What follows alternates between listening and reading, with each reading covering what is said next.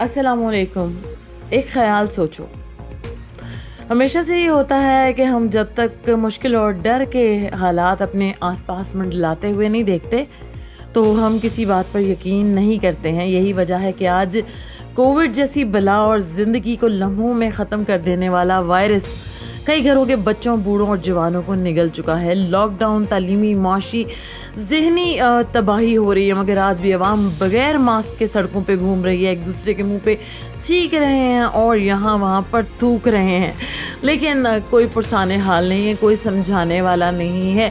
तो क्यों ना अमर बिल मारूफ नहीं अनिल मुनकर के लिए हम खुद खड़े हो जाएं, मतलब नेकी का हुक्म दें और बुराई से रोकें। कहते हैं कि नौजवान नस्ल जो है वो सरमाया होती है किसी जगह का, और वो चाहे तो सब चीज़ों को बदल सकती है। तो नौजवान नस्ल क्यों सड़कों पर नहीं आ रही है, क्यों लोगों को मास्क का इस्तेमाल नहीं बता रही है, क्यों उन्हें कोविड की जो है ख़तरनाक हद तक फैलती हुई इस बर्बादी को समझा नहीं रही है।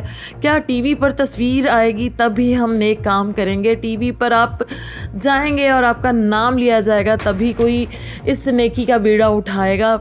आए मिलकर इसका हम कार्य खैर में हिस्सा लें और नामुमकिन का हल निकालें। एक ख्याल सोचो तो।